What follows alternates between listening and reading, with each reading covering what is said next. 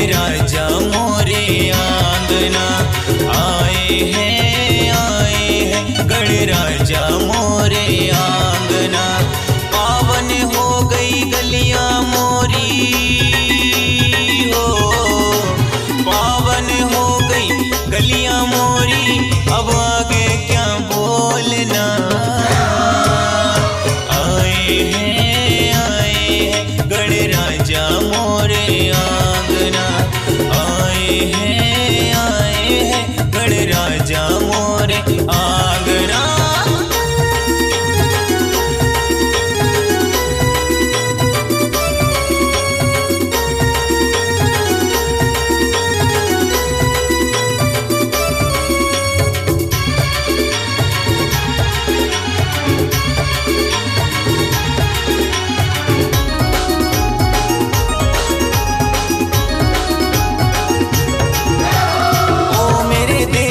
करूँ तेरी सेवा, मैं हूँ बालक तेरा।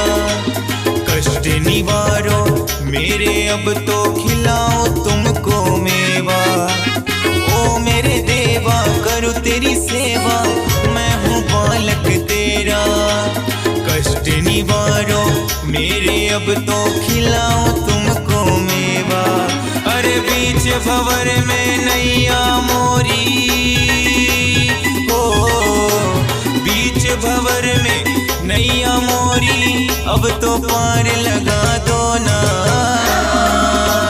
आए हैं गणराजा मोरे आंगना। आए हैं गणराजा मोरे आंगना।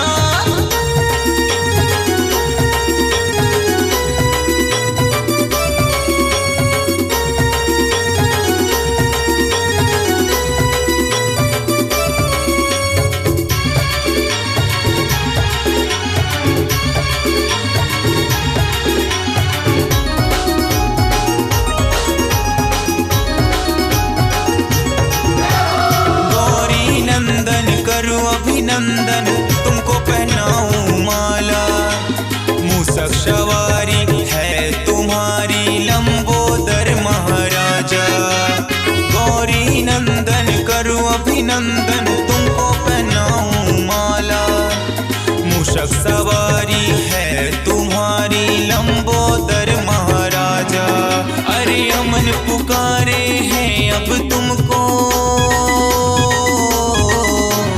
अमन पुकारे हैं अब तुमको। अब तो पार लगाओ ना।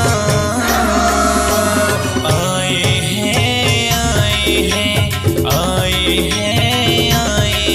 गणराजा मोरे आंगना। आए हैं गणराजा मोरे आंगना। आए हैं गणराजा मोरे आंगना। आए हैं गणराजा मोरे आंगना।